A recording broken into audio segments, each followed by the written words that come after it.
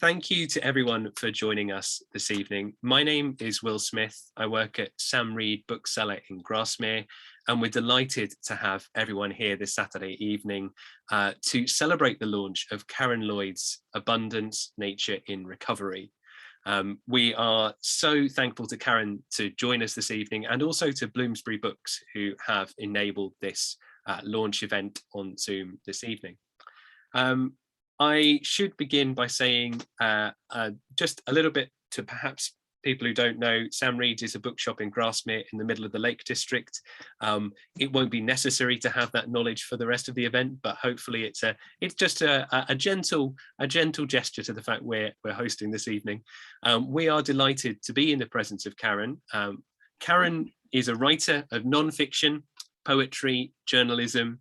Abundance is her third work of non-fiction, coming after two books, both published by Saraband: The Gathering Tide, A Journey Around the Edgelands of Morecambe Bay, which was selected as a top read in the Observer Authors Books of the Year in 2016, and The Blackbird Diaries, which was published in 2017, and both won prizes at the Lakeland Book of the Year Awards. Karen has also worked as an environmental activist, and has edited and published the anthology Curlew Calling to raise awareness of the perilous state of Britain's lowland curlews. She is currently writer in residence with Lancaster University's Future Places Centre. She lives in Cumbria, and I have to say big congratulations this week on becoming Dr. Karen Lloyd. Thank you, Will.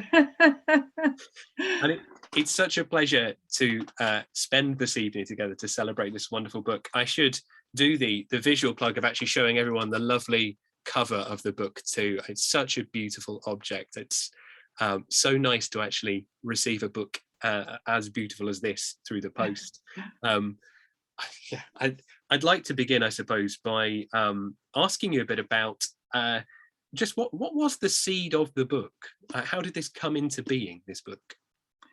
Well, I suppose there were kind of two or three things going on at once, really. But very early on, when I was thinking about what might be the third project, a friend of mine, Astrid Hardwick, who lives in Ulverston but is German, we were talking one day, and her brother was an international forester who inspected huge forests in Russia and all over the world to make sure that they were being logged properly and not illegally.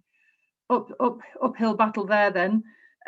But he had noticed years ago that wolves were coming back before it was really public knowledge, that wolves were on the back of protection. The wolves were beginning to travel out from their remaining strongholds. I think it was in the Alps in the south and the north of Europe, and they were coming back into what you might call mainstream landscape. So there was an event where wolves were seen in trotting along streets in German cities, and this all kind of seems very novel, or it seemed very novel from that point of view. But actually, when I get into the research, it's not that novel, and it's kind of more about how we forgot to live with wolves rather than the wolves forgot who or what we were. They just do what they do. They just get on with it, And then the other thing was that, as we'll all understand, the news is one long roll call of dreadful things happening, of loss in the natural world, many things that are beyond our control. And I knew from my previous research and previous work and from some of my personal contacts that actually it's not all bad, and that there are people out there doing amazing things. Why would anybody take up a post as an ecologist or a conservationist if they didn't live with a degree of hope about what was achievable? Conservationists and ecologists and scientists haven't kind of lain down in the mud and gone, it's not worth it, the world's going to end. And however difficult a situation we're in, people are going on, working tirelessly. And I think that there are more and more conversations about how we have to engage with or look at the natural world. And we can talk more about that if you're interested to. But, I thought these stories need telling. actually need to engage with the fact that there is success out there, that things can be changed. We can change them on our doorstep. We can all be involved in small amounts of change. I'm not suggesting for a minute that politicians aren't, beyond the pale really in terms of not reacting, but yet there's this kind of hardcore of people who are restoring species, making the habitats right, no recognition necessarily. I met people who just do it. They're not interested in recognition. And I think that those stories deserve to be out in the world. Mm. Oh, that's lovely to hear, because describing this book to readers who come in the shop, it's got so much about it, about these cases of other people who are labouring in often really interesting ways and doing different things, and you're really shining a light on those perspectives. And it's fascinating following you in the book and finding you encountering all of those different projects. And I suppose when it then comes down to it, the bigger question is, when you are embarking on a project like that, to gather together some of those more hopeful aspects, or to understand what people are doing, how do you begin to patch those together, or to find the people that you want to speak to? The short answer is it was a mess, and the more complicated answer is that that there was some kind of happy accidents, there was some kind of dogged research, and one of the first people that I spoke to was a wolf scientist in Germany, who I came across through just through some online research, as you do, and he was incredibly helpful. I'll never forget. I forget things, but I'll never forget. His name was Andreas Dinkelmeyer, and we had a few conversations, Andreas and I. And he told me some of these stories. He told me, he said, have a look. There are photographs of wolf cubs looking at German tanks, on test maneuvers. Some of these habitats where our armies were training in Europe were actually provided stepping stones, ironically enough, for species to move. So he was really helpful. But then what happened was he gave me a short list of wolf scientists working in Europe, and none of them wanted to see me. None of them, bar none, nobody. And so it was very frustrating, very, very frustrating, trying to get the wolf story, because that was the inception of the book, really. I'm an avid reader of BBC Wildlife magazine. I picked up a tiny, tiny little piece of information there about the Romanian forest project. And that gave me a lead. Again, not straightforward, trying to get hold of the right people, but eventually I did. And they were, as we'll discuss later, they welcomed me with open arms. I was the first outsider to go in and have a look at the project, and took my son Callum with me, because I was too frightened to go to Romania on my own. As it turned out, that was not a worry at all. But and then there were other things, like I'm a big supporter of the Wildfowl and Wetlands Trust, and go to Calaverock. And through Brian, the warden there, I was put in touch with a swan scientist in Iceland. And I thought, this is great, I can go to Iceland. An interesting story, or an interesting aside, is that when they ring swans, the hooper swans that live in Iceland that breed there, when they're in molt, they can't fly. So he literally hooks them from a boat and then rings them. And I thought, this is amazing, I've got to see this. And about a month before I was due to go, he said he'd had to abandon. It couldn't happen. And I'd paid for the hotel, and I'd booked the flights, I'd booked all the hotels and everything. And it was just like, but actually, it's kind of like serendipity, because in the end, I thought I didn't need to go there. When everything else stacked up and when everything else was sort of put in place, it felt like, okay, we could let that one go. It didn't matter. There was no point in getting upset about things. So there were a couple of things like that, but and then there were some things that were a bit unlooked for, really, like the essay that begins, it's called Human Resilience Training. It really was born out of my experience of swimming in the Lake District in the summer, as one does, and just watching some of the creatures that shared that place, and thinking about water and its impact on me, water and its impact on Cumbrians after Storm Desmond. And so that gave me a thread that actually kind of runs through a number of the essays in the book. yeah, so yeah, and I think I ended up with quite a nice spread actually. There were my friend Sabi, if anybody wants to look, there's a credit in the back of the book to him, but Sabi is a wildlife artist, living and working in Hungary. And he set up an incredible number of trips out in Hungary, and we compressed it all into a week. It was just amazing, spending a lot of time out on the steppe.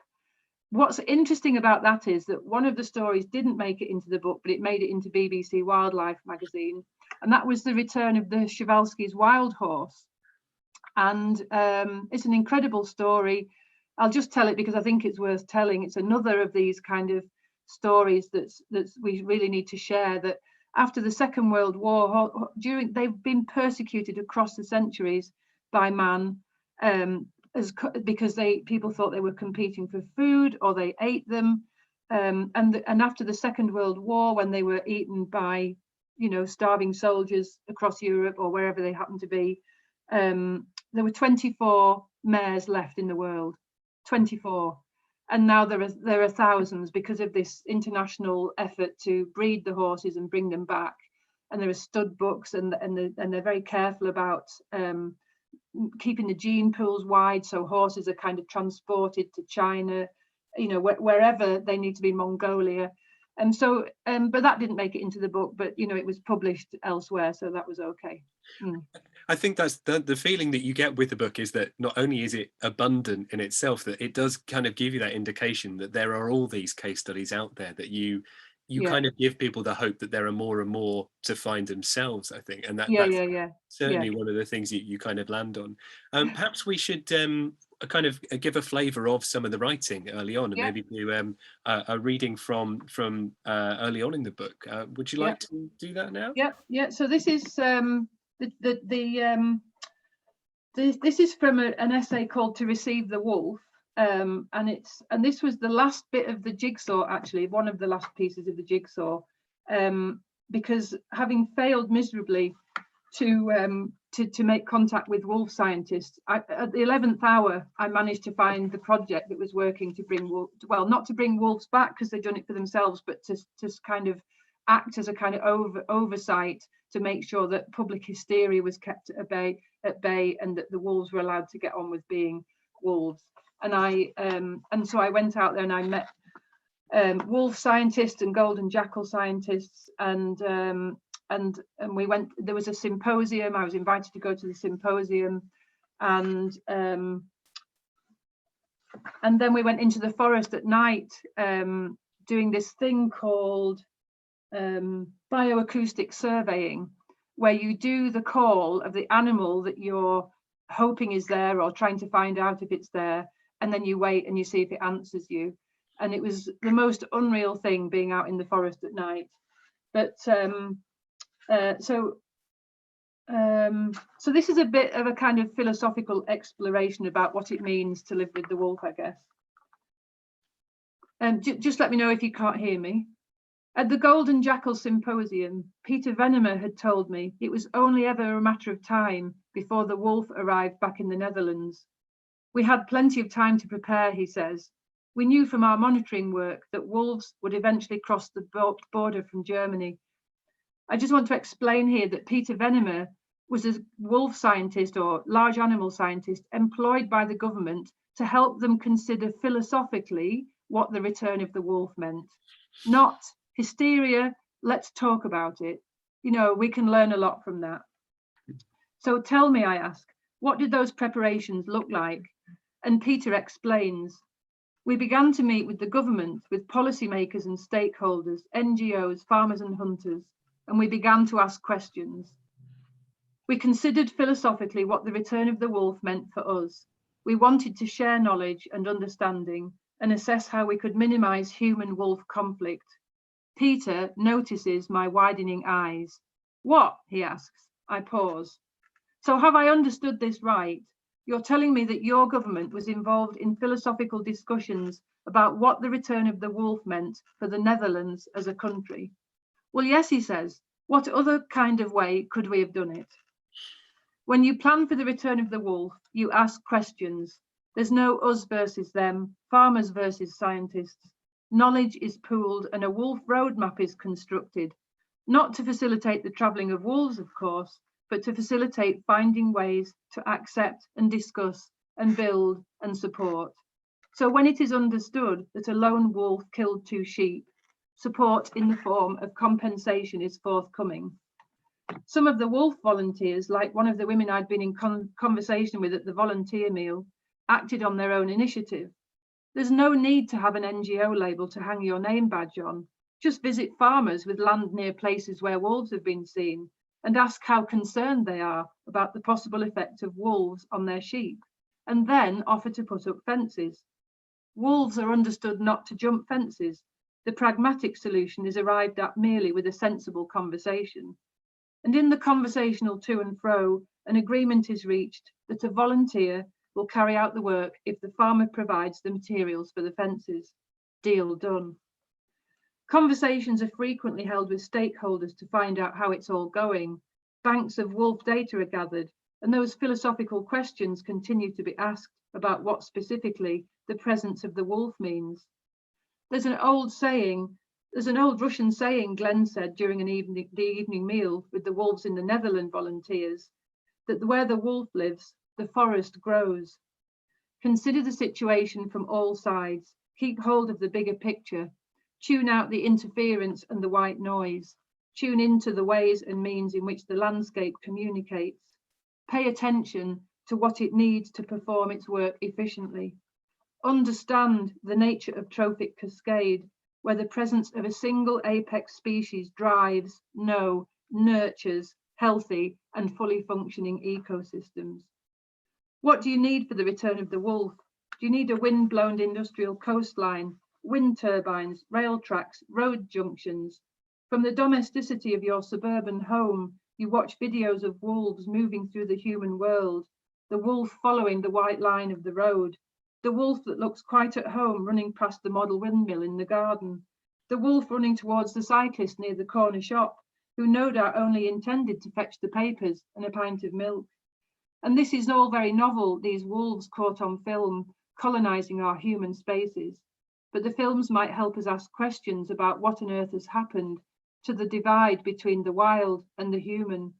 Indeed, the films might also act as points of embarkation from where we can begin to philosophically consider whether, in stepping from its world into ours, the wolf has committed an act of transgression. I just wonder whether that's sufficient for the time being, Will. That's wonderful, and that's really wonderful. It's so wonderful to hear, and I love the detail then of kind of examining the self at home, watching the video of the wolf in that, as you say, novel experience and novel. So yeah, there's another story there. So Glenn Lellerfelt, who was one of the scientists, he told me that you can look them up on YouTube. Just Google wolves in the Netherlands and you'll find them. And there's a video of a wolf running past suburban houses in Bennekom, one of which has a model windmill in the garden. And one of those houses was Glenn's, and he was at home and he didn't see the wolf running past his front door. So he was just gutted. Yeah.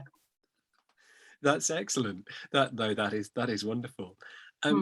So when you come across and you come across both that experience and then the questioning of what's happening there, what you seem to be getting to in the book was, and I saw this phrase a lot in the book too, was thinking about ways of looking and ways of seeing a problem and thinking about things just in different perspectives, both in terms of borders and space. And that made me, not just for maybe fans of old BBC art shows, think of that John Berger phrase on ways of seeing. But I don't know, I saw Berger was in the writers who'd influenced you. Were there other writers who had helped you think through some of that kind of ways of looking at the issue, ways of thinking through nature in the book? Yeah, I think it might be worth just a little mention that I do talk about other writers, and I would have, aren't we all writers influenced by other writers, but also by painters and artists. So in the first essay, I'm talking about an artist called Mary Newcomb, who has a very particular way of looking at the world. Carrie Ackroyd, who's a friend, who documented the destruction of old field systems in Northamptonshire alongside the work of John Clare, using John Clare as reference. So, but yes, I mean, John Berger, and Ways of Seeing is a very influential text. I talk about how we've lost the ability to connect our children to nature, through education. I haven't been in a primary school for a little while, but when my kids were there, natural history wasn't on the agenda, not at all. And I think that if we're going to do anything about this, we have to change. Obviously, we have to change. But in terms of other writers, clearly Kathleen Jamie was a big influence, and I studied with Kathleen when I did my master's at Stirling, and she continues to, she's a really very accomplished essayist, and it is a book of essays, and I did want to write essays, which I hadn't done before, so I was very closely reading other essayists. There's a fantastic collection by Jonathan Franzen, with a great title, which is The End of the Earth. And in a similar kind of way, he's doing some of the same kinds of things. He's a birder, and he calls himself a nerd. He's a lister.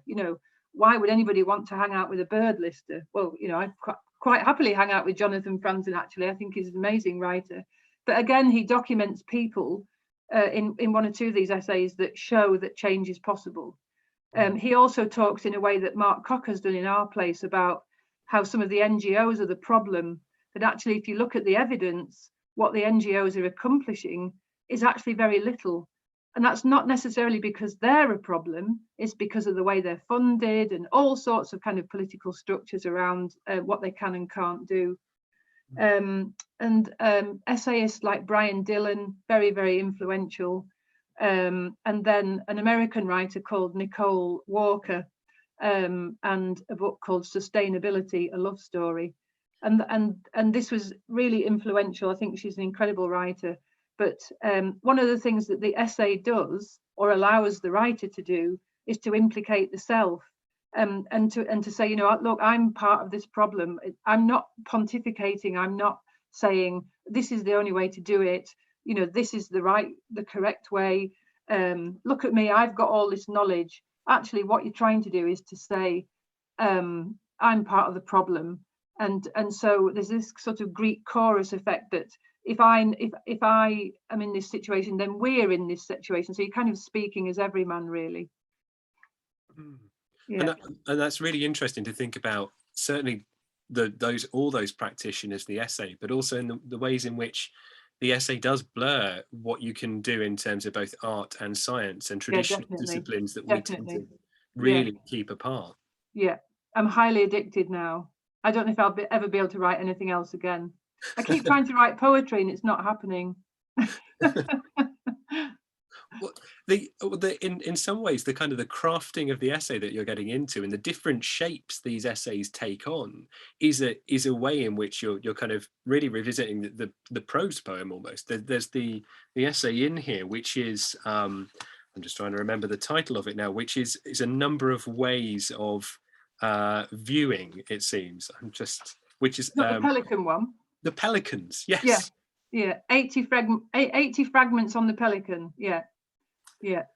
And that just seems to provide you with a really nice structure to think about all kinds of odd approaches to nature and art.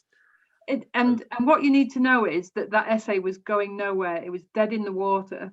I came back from Prespa in northern Greece with all this material and just incredibly abundant wild landscape with birds, insects, animals. There are bears and wolves there, you name it.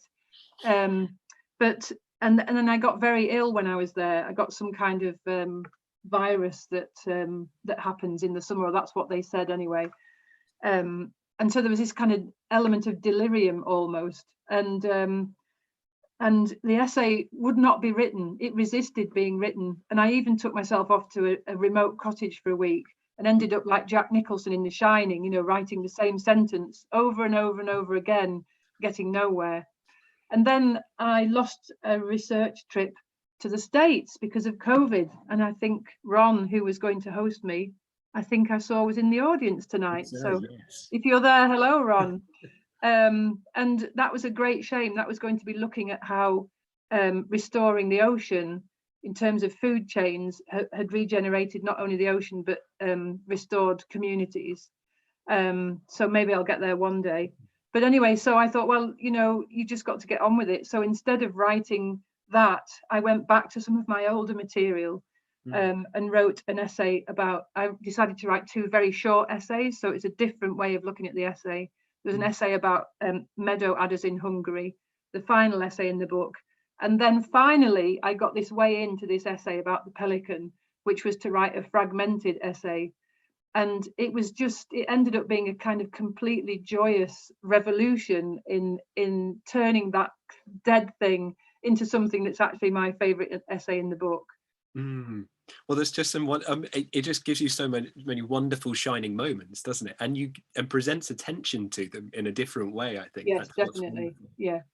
And how was the conversation about that with your editor at Bloomsbury when you said one of the essays is going to look like this? How did they feel about that? Oh, well, at first they so the whole point, well, one of the points rather about the fragmented essay is that you have white space, that each one is like a little thought or a thesis that stands on its own legs, and so you need this little white space before the next thesis.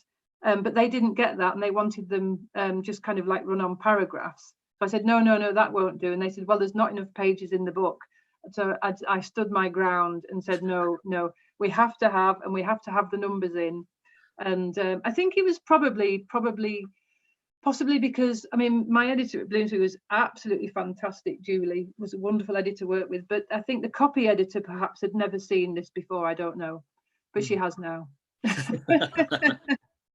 Well, that's the great thing, isn't it? That there's always the exception to the rule, and if you can negotiate it from a kind of a writing side, it's great to hear that too. Yeah.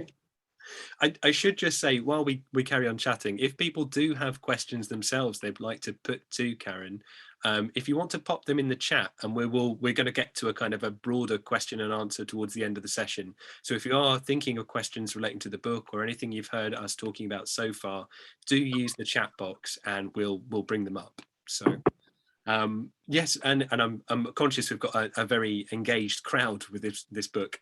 It's reached lots of people, and it has that kind of local and global reach to it because of your subject matter. Although perhaps there is the fact that in terms of home turf, the areas in Cumbria in the Lake District that you're interested in do have that kind of global connection too with people, and their feelings about them are certainly kind of telegraphed a lot of the time. So in the background, I was interested that you did keep coming back to the lakes and different takes on the lakes. Do you think that those were a function of that broader question about abundance, that it was your way of kind of throwing some of those questions into context on your home area? Yes, I think is the short answer. Definitely. But I'd also been very troubled by and exercised by responses to Storm Desmond.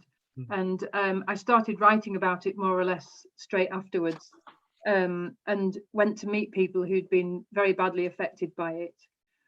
And I mean, look, we're in this crisis of biodiversity and climate change, aren't we? And if ever there was an eloquent, horribly elegant, sublime, one might almost say, example of that, it was Storm Desmond. And it's, you know, this idea that humans cannot control, we are not in control, and that at the same time nature is a beautiful, wonderful thing, it's also a terrible thing. And it's a miracle to me that more people weren't killed during that event. So we had people in Lancaster who were plunged into darkness and cold, no electricity for quite considerable amount of time. You know, this is the stuff of the future, isn't it? And so for me, that allows me to say, I suppose it's the activist in me wants to say, how we look at the Lake District then needs to become closer into our focus. And I'm, you know, I may start to sound as if I'm horribly prejudiced here, but a lot of the writing I'm doing at the moment is about what should a cultural landscape look like in the Anthropocene? And I really don't think it should look like the Lake District. You know, I don't think that when we've got crashing biodiversity, and just as a reminder, the book doesn't shy away from all this. It started out as a kind of book of hope, but you have to have the balancing mechanism. And if we've lost something like, is it 60 or 70% of our insect biomass in 50 years since I was a kid, you know, or since I was a teenager, can we really carry on regardless with telling ourselves stories that are really not very helpful to tell ourselves? And so what you know, what I did in the Lake District was I looked at a number of things to do with things like water quality and algae, the way we, it's difficult, isn't it? I like swimming in the lakes. I love swimming in the lakes. And we could go on to talk about the impact of COVID on the lakes, but that's probably a conversation for another day. I heard the other day there's been 90 million visitors so far to the Lake District this year. And you know, do we need to ask ourselves whether that's, is that okay? Can we just carry on like that? Is that actually okay? One of the big lessons for me is that in the Netherlands and in other places that I went to, there are places where humans are not allowed. And I think that has a huge level of interest to me. And I think we as an area or as a country should be thinking about this. The UK is the most nature depleted in all the G7 countries. Why can't we get ourselves out of the way instead of demanding more and more access? So there were places in the Veluwe forest in the Netherlands where there's just a simple wooden sign. There's no kind of barricade, there's no barbed wire, and it just says wildlife refuge, please keep out. Well, guess where I saw the first wolf was, you know, in an area beyond, you know, because there's no humans going in there. And we have some astonishing habitats here, like we have the remnants of the English version of the Atlantic oak wood. Well, there could be a lot more if we hadn't done what we've done to the place. So, you know, I'm kind of right behind people like Lee Schofield at Haweswater who are kind of looking after those habitats. And I think that's what I want to see more of, much more of. And in fact, that's one of the things that I'm doing with my writer in residence hat on at Lancaster, is convening conversations around that. That was a long-winded question, answer to your question, Will. I mean, I wanted to hear your perspective on that, I think, because it comes across through following the details of so many of these cases to kind of add to your body of evidence for your inclination, having looked at these other case studies in Europe and tried to kind of compare what's going on there with back here. And certainly Storm Desmond, as you say, is that thread running through the book. And if anything, it's also that thread that ties back to, I think, productively notions of community and notions of community engagement, about how people organize and practice, perhaps in the absence of conventional structures of leadership that would do that, but the ways in which we have seemingly still kind of come together and looked to survive and kind of repair off the back of that.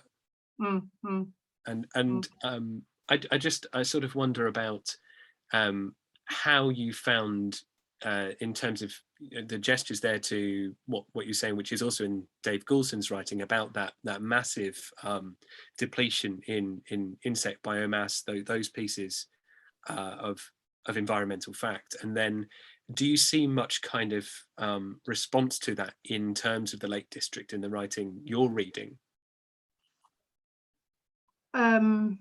Whether other writers are engaging with it, do you mean? Yes, yeah. Well, I can't profess to know everybody who's writing about the Lake District. And of course, there's James Rebanks, who's just won the Wainwright. I haven't actually read that book yet. But you know, perhaps we need more. And actually, I am talking to an editor at the moment about possibly a book that engages with this stuff, that would be written by a number of different people. But I think, you know what, I think for me, one of the big things that we have to get over is stop seeing ourselves as the subject. And I think if I could wave a magic wand over nature writing, it would be to say, let's just take ourselves out of the picture. Let's stop writing about ourselves and let's write about what's really happening. And I don't mean that in any kind of insulting way. Because there is a place for all kinds of narratives. There's place for all kinds of writing. But I think we just need more of this engagement with where we are now. I don't know. I mean, literature is a force of hope, isn't it? And so I wouldn't want to dictate terms about what you can and can't have, or what you should and shouldn't read. But I just think literature can also help us to see where we really are, and perhaps help the scales to fall from our eyes, and to understand and to see, and to help us to kind of navigate the future in a way that perhaps pure science, might not be able to do in such a way. And so I suppose if I have one hope for this book, it's that it covers that territory. It's interesting as well hearing you say the bit about trying to decenter ourselves, essentially, because what I found most interesting really about abundance was not only the case studies of how abundance was being fostered and supported and reconstituted in areas, but all of those people who are doing work in that area, and often sort of either unsung or are being celebrated. So it was sort of about these kind of citizen environmentalists, if you like. There were lots of people who were doing good stuff who weren't necessarily the people you would read, but this really drew attention to them. So it becomes a really interesting balance when you're wanting to hear those stories alongside the animals that they're necessarily about. And some of those people are actually putting their lives on the line doing it as well. So like the foresters in Romania, that it's not the bears that are dangerous. Well, they are, actually, they really are. But what's the biggest threat is illegal logging and foresters being murdered because they've seen what's happening. And maybe that might give us some hint or not. I've had one question here submitted, wondering about why, if you had any idea why so many scientists were resistant to talking to you about the wolves. Oh yes, it's really very simple. They're very busy and underfunded, and with the best will in the world, I think I remember one email where she said, I would just love to, but we can't. A bit like here, really. Massive problems for funding this kind of work, and so when they're out in the field, they just have to go and do it and get on. And I like to think that I'd have been a decent companion and guest and wouldn't have got in the way too much. But I also have to respect that if that's how it is, then that's how it is, and so you just kind of move on. But I got there in the end with the Netherlands, and I'd just love to go back and spend some more time with them, because they were also great people. They were very funny and capable of being very serious and very tuned in and very light, and that was great to see. No, that's really wonderful. And because you do fear that there are sensitivities around certain areas in terms of the ways in which you're allowed to present your work, or whether certain writers are still going to be seen as in political danger, regardless of what forum they're responding within. So it's nice to hear that not nice to hear that they were under such pressure, but at least that those are ones we're perhaps more accustomed to than those which are more violent.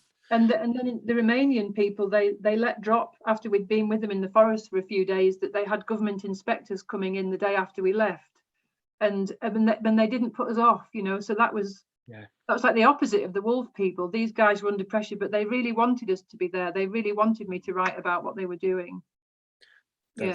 That's really interesting. Also, in terms of just another question we've had through here, which is to think about saying what you have done about the roles of the NGOs and being compromised by politics. And so often we are, as individuals, told that that's a really healthy way to act is to be involved or to try and help NGOs or to spend our time kind of supporting them. is there, perhaps anything else that we can do as individuals to promote change if we feel like that those are compromised organizations? I think really the best thing to do is to look at what's on your doorstep. I mean, I got involved with the Kendall flood walls thing for those reasons. When you sort of stand back and look at the bigger picture, and I'm not saying we don't need a response to flooding in Kendall. I'm just saying that I'm not sure this is the right one. Felling over 550 mature trees. It's a very divisive scheme, but we are kind of now nudging very, very slowly, very, incrementally. The Environment Agency are now having meetings with us to look at natural flood management in the Kent catchment, as opposed to building two massive dams. Now, I think those dams will get built. I'm not under any illusion, but if we can nudge them in the right direction. So that's what I would say, is that whatever there is in your neighborhood, have a look and try and do that. And so have you found, I mean, thinking off the back of the response to Storm Desmond, there has been significant kind of networks building in kind of grassroots ways on your doorstep to talk about these kinds of issues? Well, yes, but it's quite piecemeal. I think perhaps the good thing is to act local, but also it means that perhaps those stories don't get out there. So some of the people who've been active in the Cockermouth area, again, unsung heroes, making sure, for example, that there was a network so that no elderly people were left stranded if there was another flood. I would never think of that. I don't think like that. But people did think like that. So they set up a kind of warning system, and people would either go and get them out of there, or whatever, look after them in whatever way. I find that extraordinary. That was one of the very early stories I heard when I went to a conference the year after Storm Desmond. Yeah. And humans are capable of the most extraordinary things. And to me, that's part of that, really.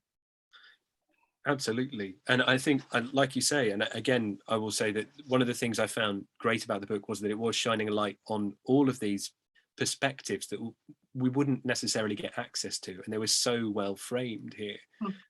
But I suppose the one thing I wonder about in terms of the future of these kinds of surveys and our engagement is how do we sort of continue in that mindset and that approach of listening to other countries' works, finding out about different case studies, whilst being mindful about all of these sort of moral and ethical questions about how much we travel, how much we're present in places. Has that been something you've been thinking about? Yeah, I do think about it, actually. And I think under COVID, it's actually been, it's a double-edged sword, isn't it? It's been fantastic staying closer to home. But then if all the other millions of people who live in the UK have been on holiday here as well, and who wants to stop people leaving the cities when they've been under lockdown? But I think I do think about this, and I think there is a big history of travel writing, from people like, I don't know, Hemingway, Eric Newby, just to name a couple. The world would be a poorer place if it wasn't for that. Rebecca West who wrote Black Lamb, Grey Falcon, if I always get that the wrong way around, but she traveled by train, right? So maybe that's what we'd need to do more of. We need to travel slower, and we need to go on trains if we can. I actually haven't flown a lot in my life. I've not traveled very much at all, actually.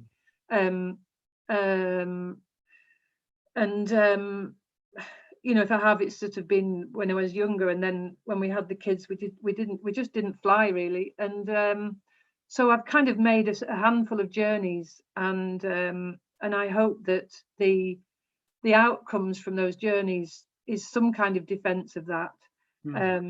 And I am due to be going abroad again next year, and that'll be like one trip. And I think perhaps what we need to do is just think about our how we can ration ourselves, I guess, and do it more moderately. But again, you can't preach about what people should or couldn't do. And actually, maybe if the government said, well, let's have a rationing system, you can fly twice a year. well, I could buy into that. Mhm. Yeah. I mean, they're all thorny questions with no Yeah. real kind of sole answer, are they? But they are Yeah. sort of at the heart of how we start to reach out to, Yeah. and particularly if we feel like the localism is a slight barrier there. In fact, one of the other questions that's come in on the chat is also to ask why you think maybe that many people in Europe seem more comfortable with living alongside wild animals. They're saying that they have relatives in a town the size of Kendal in Bavaria, and beavers are in the town, and beavers and people rub along okay. So is there any, would you start pointing to reasons why that might be? Oh, where do you begin with the UK? We're kind of like, I think one of the big things is because we've lost all this natural infrastructure, we've just forgotten that it should be here. We had pelicans in Yorkshire, for goodness sake. Once upon a time, it's all a bit fairy tale, isn't it? Oh yeah, once there were wolves, but we had to get rid of them because they were terrible. We didn't have to get rid of them. It's what we chose to do.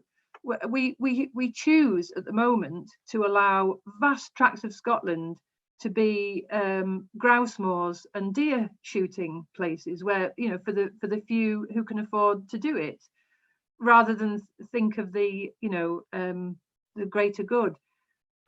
So yeah, I mean, when I was researching the beaver essay, and I spent time with a guy that's a beaver volunteer with the Scottish Wild Beaver Group, and the week before I was due to go, he said, come in June, because that's when you're more likely to see them, because the beavers are getting out foraging for the kits.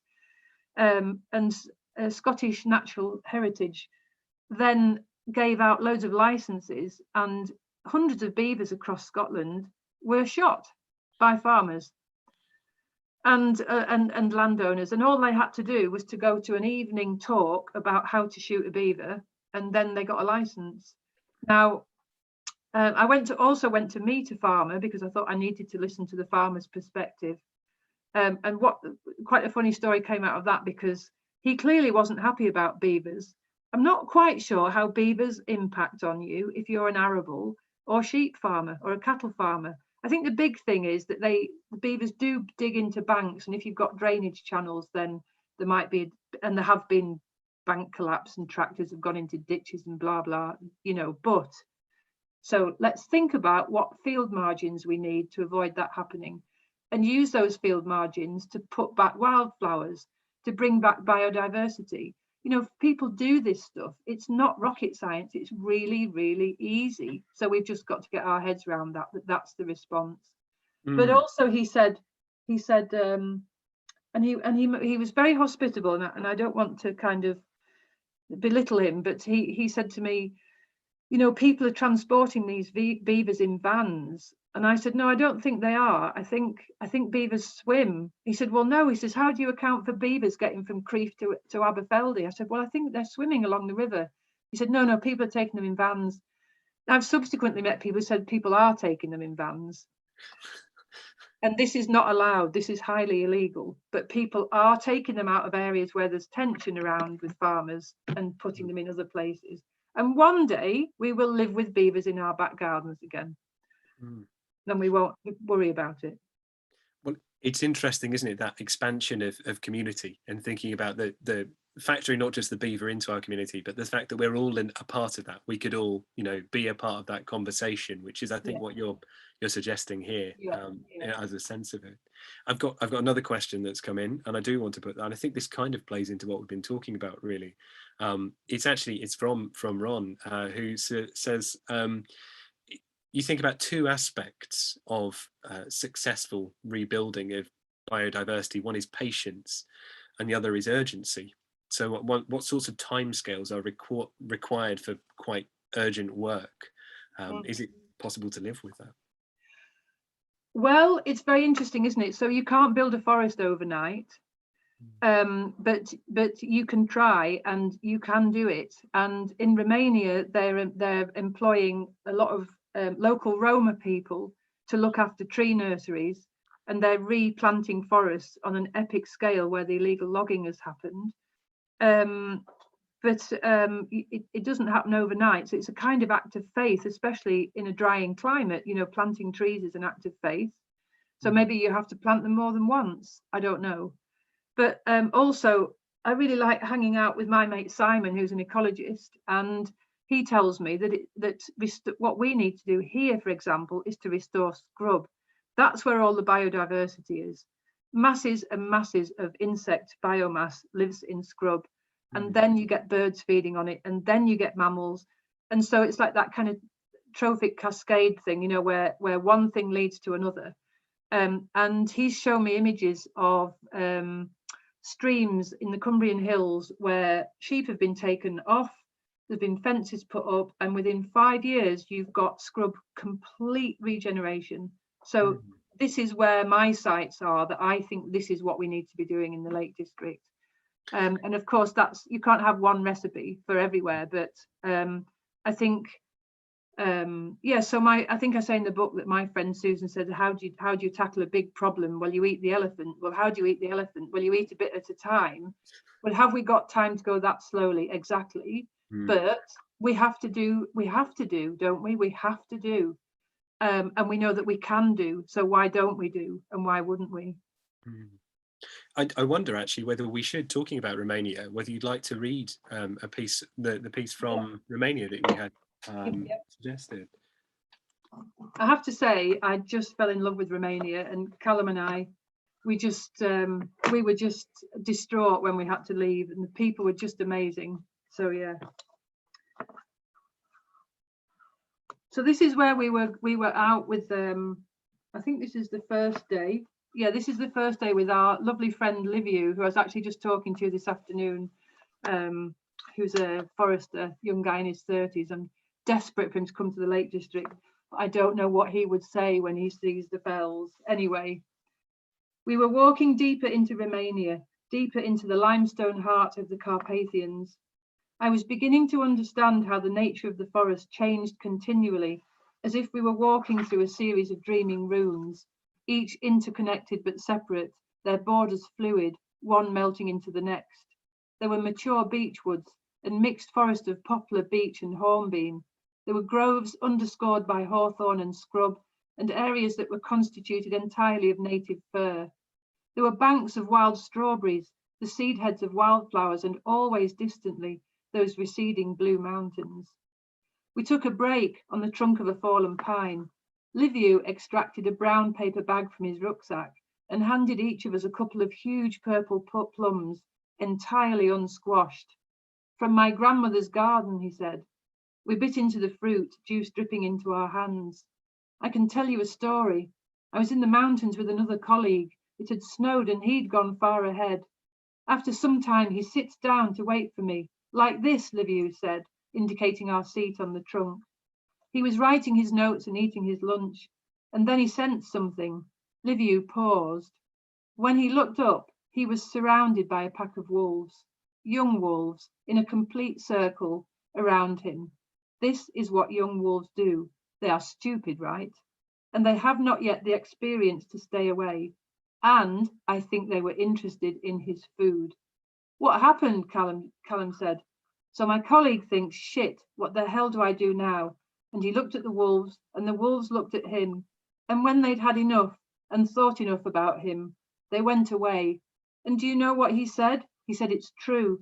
They didn't make a sound. And what about lynx? I asked. What are the chances? Liviu shrugged. They can be within sight and you will never see them.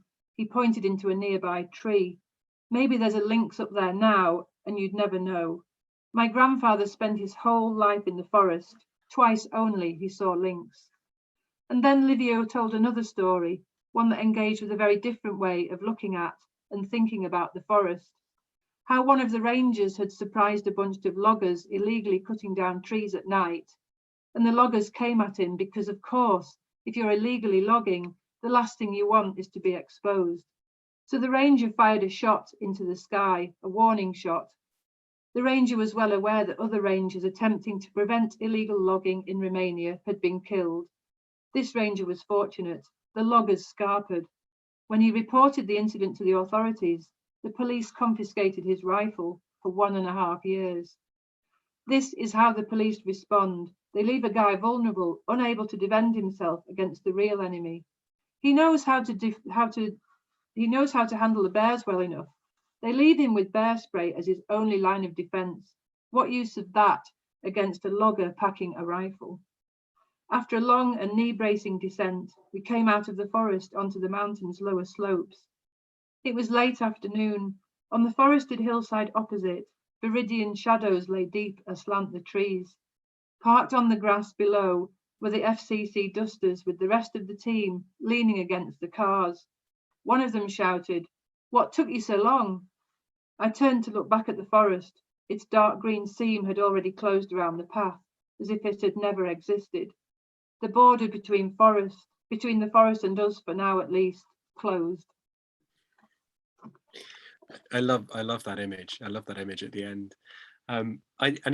This is sort of a connected question, I guess, and slightly. Someone was asking, is there going to be an audio book of the book? And if so, sort of. I think it's out now. Oh, okay. And I think it's out now, and it's voiced by a Cumbrian. Huh. Yeah. So I think it is. Yeah. That's always the case. You want the voice to be right when you're listening to it, don't you? You want it. We don't want a BBC approximation of what Cumbrian is. So yeah. I've been let down by audiobooks in the past, so that's a good note. Excellent. And it's so nice to get those stories, because it really feels like there's such a mixture of reportage here alongside the kind of environmental work that you're doing, and I suppose I'm just really excited to see where this heads next, and I do hope lots of people will connect with this book, and there'll be lots of interest in the year ahead. Yeah, thanks, Will. I hope so. And I'm really glad that you could be here this evening, and that we could get a sense of the book. And I should say also that as we're recording the talk, we will be sharing this online afterwards, when we get ourselves together and in good shape, because it's just lovely to be able to push this out there, and to connect with communities outside of those who may have come to this event this evening. So it's a great thing that the innovations that have been forced by the last year have meant this can happen. Yeah, definitely. Yeah. But for me, it's just been fantastic having, you and Sam Reed, and having a kind of local presence. I couldn't have asked for anything better, really. Thanks, Karen. Thank you. Well, I'm hoping that we'll wrap up. But if people do have questions, or they feel like there were things that strike them later on, I'm sure if you forward them to us, we can forward them on to Karen. Very grateful to be intermediaries in continuing the conversation. So just leaves us to say thank you so much, Karen, for this evening. Oh, thank you. I hope everyone. Thank you, everybody, for coming. Yeah. Thank you, everyone, and good night.